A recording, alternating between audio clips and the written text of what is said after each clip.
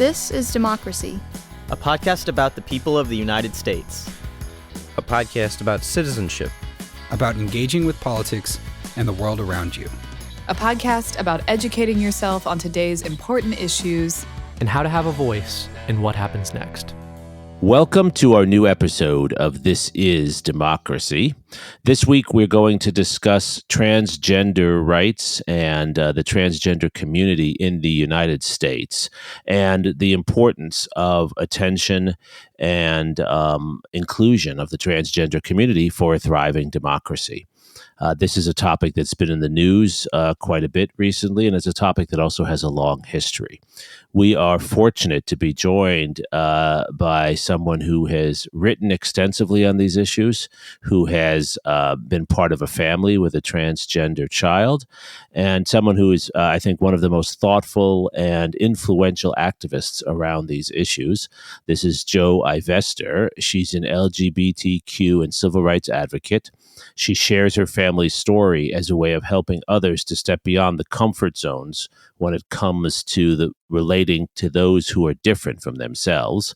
She was raised in a politically active family, which is a topic, I think, for another show. She spent 2 years of her childhood living in an all-Black town in the Mississippi Delta, where her father managed a medical clinic. Her mother taught in the local high school, and this is something Jo has written about in a different book. And Jo was the only white student at her high school, at her junior high. This experience is captured in Jo's first book, The Outskirts of Hope, which is really a compelling account of that period in her life. Her second book, the topic for today's discussion, is titled Once a Girl, Always a Boy. It presents her son's journey, told from multiple perspectives, including her son's, beginning when he was a small child, viewed by many as a tomboy.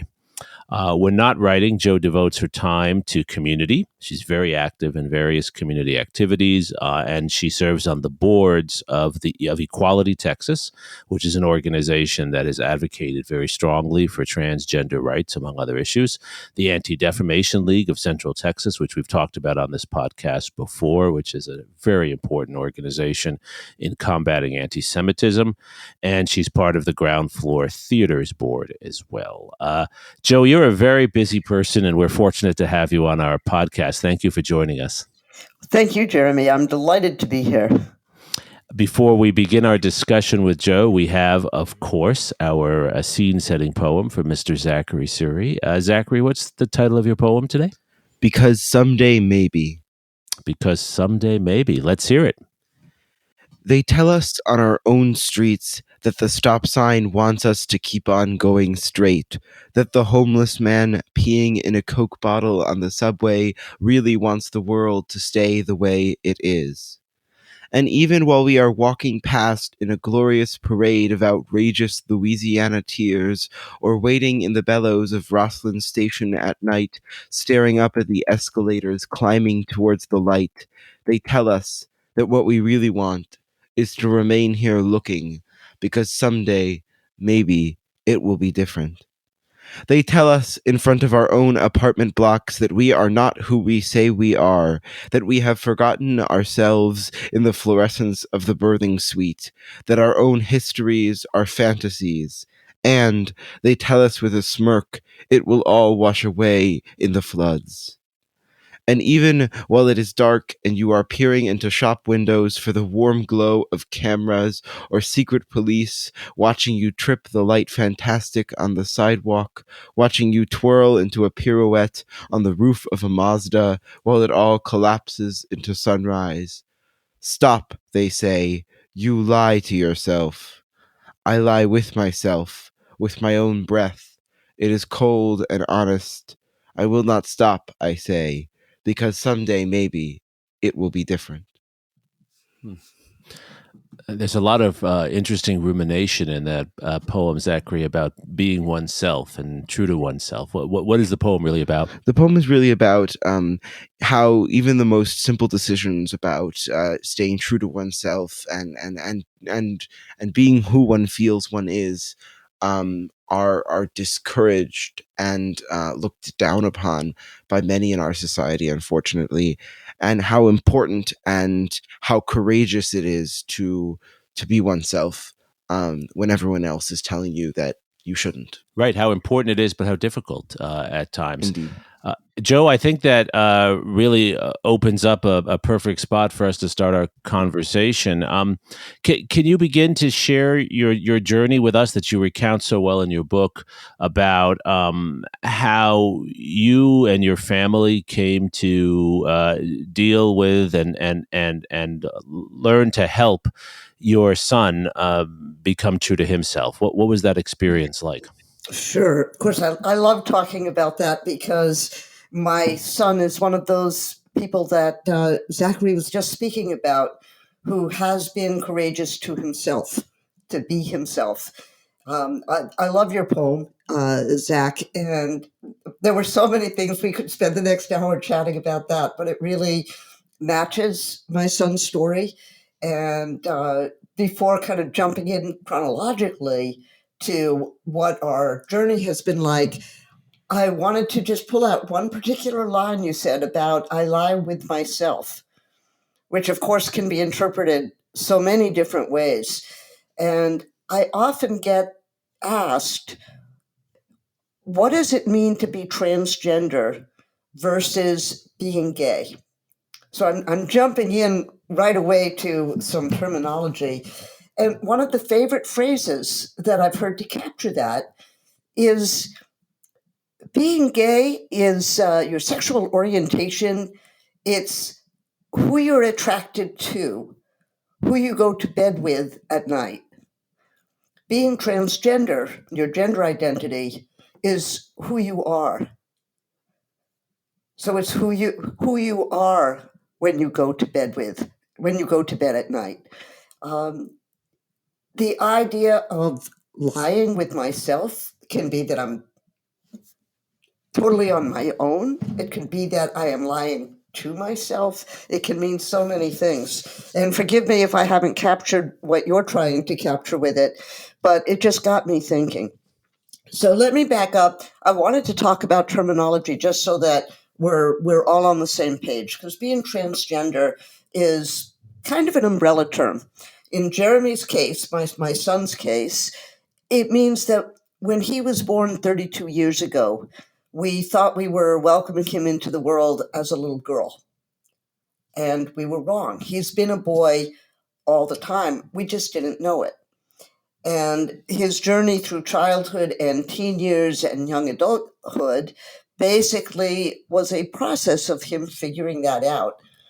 And in other people, it means something different. It could be the flip-flop of saying someone was identified as a boy at birth, but recognizes they're a girl. Or it could be something in between, where someone says, I'm both a boy and a girl, or I'm neither a boy nor a girl. So in my storytelling, which is really my focus, I'm going to mostly be talking about my son, but I want to acknowledge that his is just one story, that being transgender is so many different things. So that's kind of the what of it. What does it mean to be transgender? And then there's the why. Why do I talk about my own family? Why is Jeremy being willing to be public as a role model, as someone who has gone on this journey, when really what he'd like is just to be Jeremy the guy, not Jeremy the trans guy, or Jeremy the guy that used to be viewed as a woman? And the reason is because right now in our country, throughout the world really, transgender people face a real battle for acceptance because people don't understand. And I believe that sharing stories is a way to build that understanding. For me in particular, it's that while someone might not understand what it means to be transgender, most people can relate to a mother's love for their child. And so that's what I build on, so that we can start at a point where there's a connection and an agreement, and build from there with a growing awareness and a growing knowledge, because I believe that we will get growing acceptance. So Jeremy, interrupt me if I'm going on too long without a question. No, that's terrific, and I did want to sort of dig down on one of the issues you raised here. Your book is so eloquent and compelling, Joe, in describing your struggles as a family, in particular your Jeremy's struggles to identify and to figure out who he was. Though according to your book, he knew before many others did. But explain that to us. I think some people have trouble understanding how someone can be born and perceived as one thing, but really be something else. How does that process occur? How do we know that someone is being identified the wrong way? Well, it's a great question. If you think about, for all of your listeners, when did you know what your gender identity is? And for me, if I think back to early childhood, people would say, "Are you a boy or are you a girl?" And I would say, "I'm a girl." And apparently that's what I said when I was 2 years old, according to my older cousins.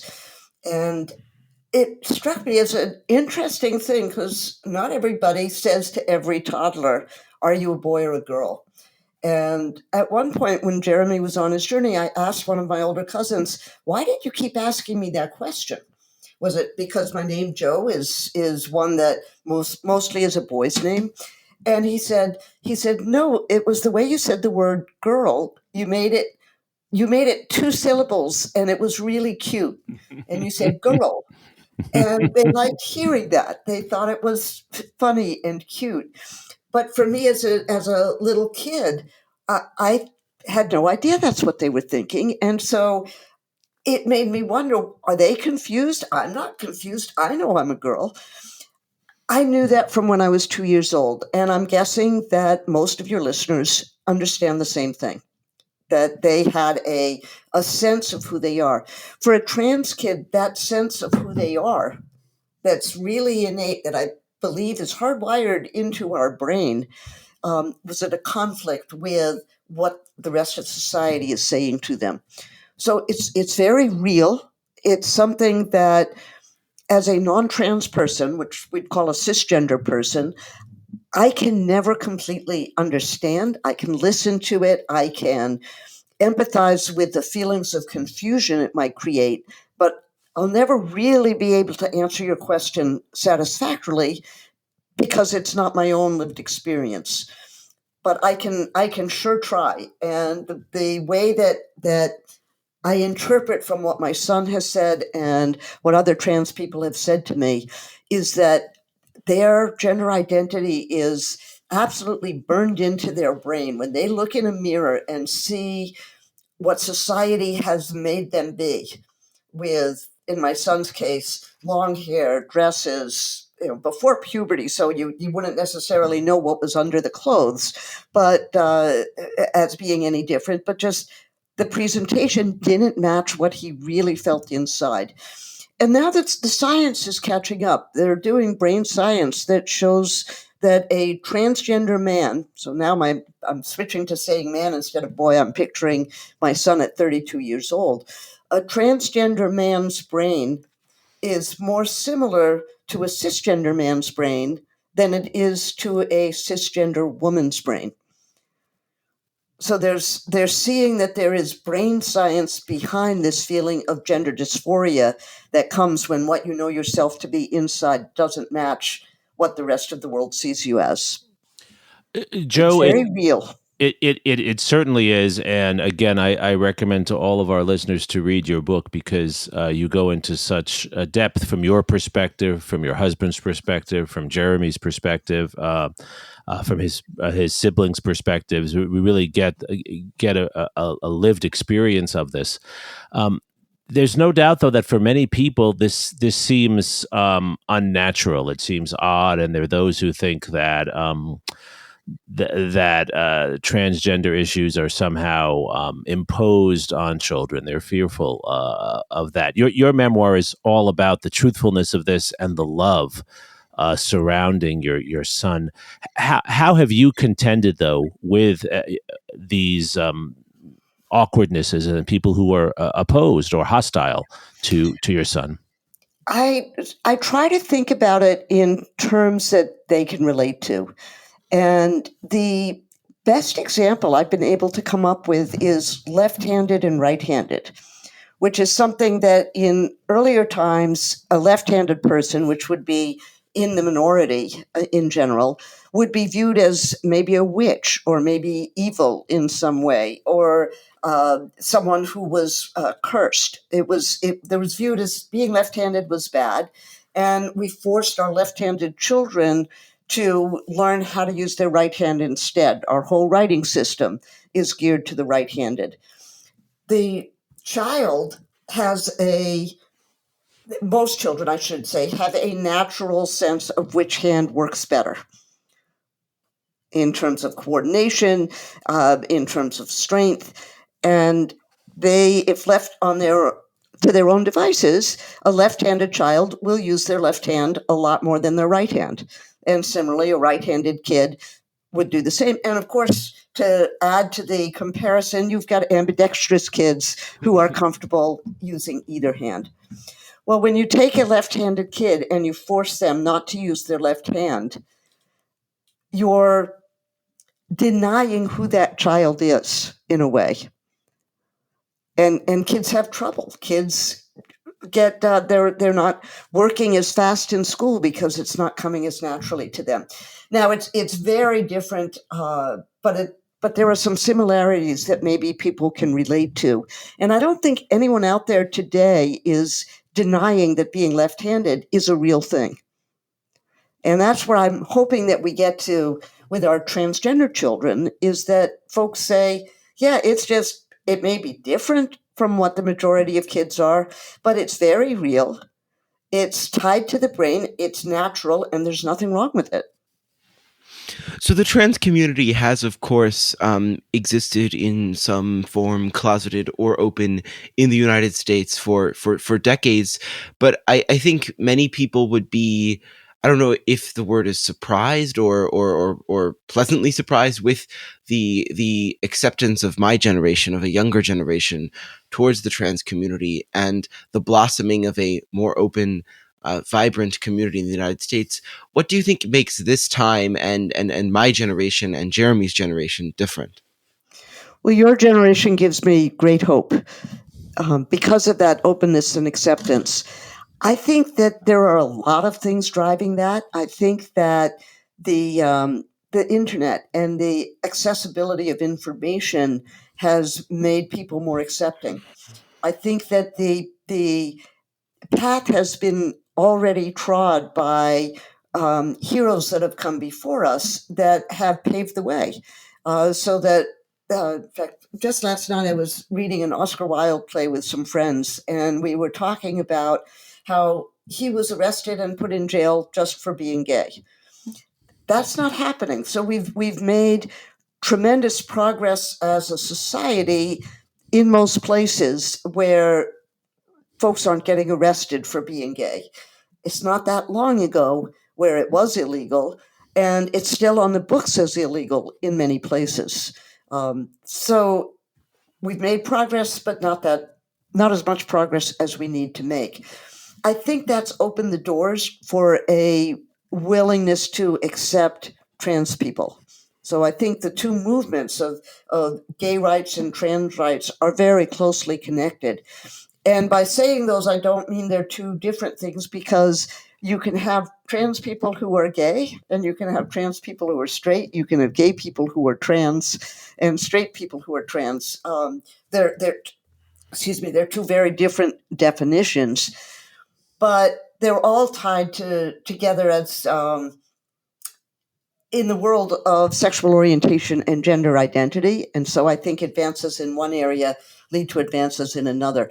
I also think they're connected in that I believe that the weaponizing of hate against transgender people really ramped up after gay marriage was legalized.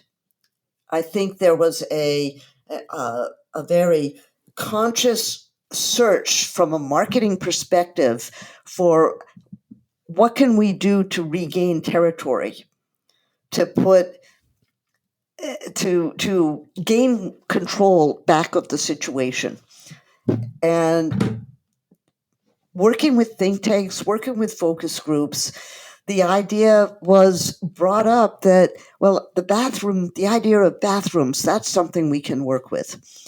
And I will tie it even more specifically to a situation in Texas where Houston, Texas had passed by its city council an equal rights ordinance that included for the first time sexual orientation and gender identity as protected classes.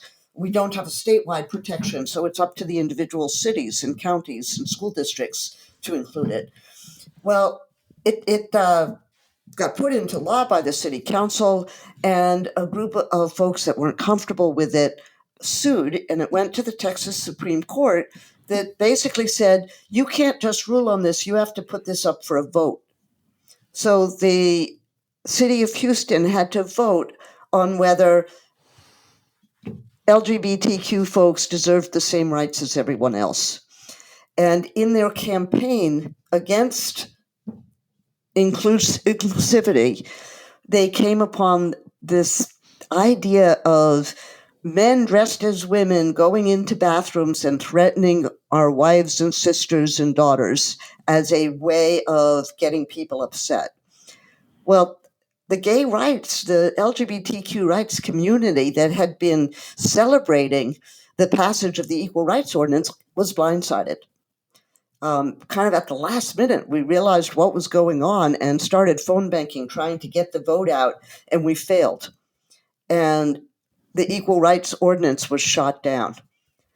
Well, once it was a successful campaign to use fears of transgender people in the bathroom, where they weren't even talking about real transgender people, they were talking about cisgender men dressed as women, which already was illegal. There already were protections in place, but it worked as a campaign. And so they keep coming back with bill after bill. Last year in Texas, we had over 70 anti-LGBTQ bills. Well, and Joe, why is that? Why is this community under attack with "Don't Say Gay" bills and bathroom bills? Is this another version of the civil rights struggle that we've talked about, of course, on the podcast, and that your family's been a part of for a long time, or is this something different? I think there are a huge number of similarities, and it's always have to be careful in drawing similarities because I don't want to ever be downplaying the importance of the civil rights movement based on race. And it is, I think in some cases when we draw comparisons, folks feel like that's a possible interpretation. And so I want to make sure that I'm being respectful of that and instead recognizing the intersectionality of it. The group that is most attacked right now are transgender women of color, where we have seen murders just too frequently. In some cases, every week we're seeing someone else killed just for being who they are. That being said, I do think there are tremendous similarities. The campaign that focused on the bathroom bills was so similar to the segregated bathrooms, where folks would say, I'm not racist, I just am not comfortable with having a Black person in the stall next to me, and that's an imposition on me, so we should keep them out. It's the same for a trans person. When someone says, it's an imposition on me to have to be in the bathroom with a trans person, it makes me scared, it makes me uncomfortable, so keep the trans people out. That's almost identical. And it's just as sad, and it holds just as little honesty. It really is it's, I don't like trans people, I don't want to acknowledge that they exist, somehow their existence is a restriction on me, so I want to deny their existence. And that's one of the saddest things out there. Could you maybe describe for us, because I think some of our listeners might not fully comprehend the tremendous toll on mental health, on physical health, that this kind of attitude can take on the trans community, and on others? Sure. Well, let me start with trans children, because I think that's where the toll is the worst. Just because of the nature of school, kids often will start school as a 5-year-old in the gender that they've been assigned at birth, presenting that way, and then somewhere along the line figure out who they are. Anonymity isn't an option. So in our case, our family didn't know, so Jeremi didn't have to face this. But say we had known, and say at about 8 or 9 years old or even younger, he'd been able to say, "I'm a boy, I'm Jeremi." There would be a bunch of classmates that would remember his past. He wouldn't be able to hide. No one should have to hide, but it wouldn't even have been an option for him. So his classmates would know, and if he were to then go into the boys' bathroom, it would be recognized that here's a trans boy, and he might face bullying. He might face people making fun of him. He might face kids locking the door behind them so that he couldn't get in. He might face getting punched in the face. And our kids are dealing with exactly that. What happens is it's so difficult that the trans kids end up saying, "I'm not going to go to the bathroom during the school day." Well, if you don't, and I'm getting kind of physical here in my description, but it leads to infections. And kids can get very sick. They can end up with their kidneys permanently damaged or their bladders permanently damaged. And that would be the extreme case, but they're dealing with that. And that's just on the physical side. Imagine on the emotional side, if every time you went to use a bathroom facility at your school, kids teased you or threatened you, you wouldn't want to stay at that school. And that's what happens. Trans kids get pulled out of their schools and homeschooled in way too many cases. And that needs to change. The kids usually are okay if they're not following the lead of some adult that's getting it started. The little kids, the 5-year-old, 6-year-old kids, they don't care about whether they're the other kids in the bathroom are little boys or little girls. They'd be fine with just all the bathrooms being gender neutral and no one thinks twice about it. But they get raised to think that there should be a difference. And then they bully the trans kids. And it's devastating when trans kids are bullied like that. It increases depression, it increases anxiety, and it increases suicide ideation. And it's understandable that happens, and we do see the numbers. There's starting to be more and more statistical and scientific studies about it. When you take a trans kid who is suffering from suicide ideation, depression, and anxiety, and you move them into a setting of acceptance, those problems go away to a great extent. We see tremendous improvement. On the flip side, when Texas started discussing all of these anti-trans bills, the kids knew about it, and the helplines, the suicide helplines, started seeing a real uptick in phone calls from Texas area codes. Wow. It was measurable. Joe, one of the really compelling parts of your book for me was toward the end, you have a little section on advice for friends and parents. And we always like to close on a positive, forward-looking note, showing how this explanation, analysis, and history is useful and can help us build a better democracy, which, of course, is the purpose of our podcast.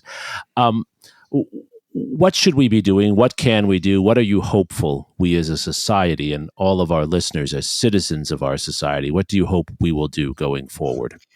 Well, the big picture is that I hope we just start accepting our trans community for who they are and to say this is perfectly normal. It may be different from what the majority of people experience, but it's legitimate and it's real. I keep coming back to the word real because I think that if everybody understands that being trans is real and that transgender people do exist, then the attempts to isolate them and to deny them their rights have to go away. So that's number one, is to recognize the reality of being trans. The second thing is that our systems need to change. Everything from the infrastructure tying in with bathrooms to the computer systems that force even supportive physicians into selecting a box that says this is a man or this is a woman, and then the computers don't let you request everything that needs to be done for appropriate medical care. So we need to change the systems, but mostly we need to change hearts. That people need to be accepting and loving of the trans community. A teacher should be, and most teachers do, love their trans students just as much as they do all of their other students. And earlier, Zachary, you asked about the next generation. I see it happening in the next generation. The kids are accepting. When I go and visit high schools, the response is, of course we should be accepting. Of course trans people are real, because they see it, they talk about it, and there's a much, much higher comfort level. So I am very optimistic for the future. What can we do? The first is to follow the lead of our trans kids and our trans friends. Trust them. If they say, my pronouns are he and him, and switch. It's not that hard. If they say, in my son's case, my name is now Jeremi, I made mistakes, but he always knew I was trying, so he forgave me. And within a few months, I didn't make mistakes unless I was telling a story about when he was a little kid. And then sometimes I would make a mistake. Now I don't even do that. Show that you're supporting by wearing something visible, a button or having a flag. If we were on video instead of audio, you'd see on my bookcase several flags of the gay colors and of the trans colors and of the non-gendered colors, just as a statement. So someone talking with me can see that I'm being supported and it declares it a safe space. One of the saddest things I'm seeing in schools is that administrations are going in and scraping stickers off of teachers' doors, stickers where teachers have put in a gay flag or a gay rainbow to say this is a safe base. And the administration is literally scraping those away, saying you can't do that. So visually presenting a safe space and standing up if you see a problem. If I'm in a restaurant and I see a transgender woman being harassed by management about going into a bathroom, a women's bathroom, I would stand up and go with them, just as because it helps. Now I have it's only come up once, but something I've thought about ahead of time. We can vote into office politicians who respect the reality of being transgender and are going to not pass awful bills and will instead pass the Equality Act. We can donate money to organizations that are trying to create rights for transgender people where now we're having to fight for those. The biggest thing is probably personal. And that's if you hear someone making a derogatory comment about transgender people that somehow makes that the butt of the joke. You're telling a story and the laugh line is, oh, and this man was wearing a dress, which may or may not have anything to do with being transgender, but you can stop someone and say, hey, wait a minute, I'm not okay with your making jokes about this. I know someone who's transgender, or I know someone who has a transgender son, and they're real, and they deserve the same respect that we all do. So please stop telling jokes like that. Right. It's awkward. It's difficult to make that request of someone, but that's how we're going to see change. So it can be anything from the very personal to going down to the Capitol and lobbying our politicians and going office to office and writing op-ed pieces and writing books. Everyone has to find their own advocacy space and grow with it.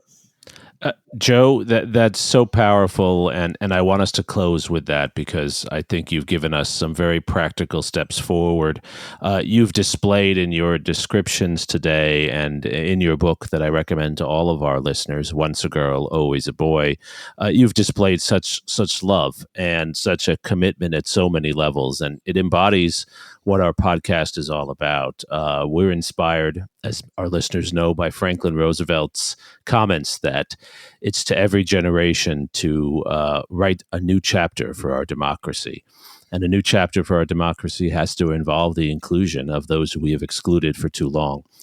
You've given us a sense of the issue, of the things we can do at the political level, and as always, the things we must do as individual actors in our democracy. And I really thank you for all that you do and for joining us. And I want to let Zachary have the last word as someone who lives with these issues at school and is part of this generation that's changing things. Zachary, what are your final thoughts on this? Well, I would just encourage everyone to follow through on what Joe was saying and to make sure that you are aware of how your words and your actions affect the transgender community, and how you can be an ally in this fight for equality. Thank you for joining us for this week of This Is Democracy.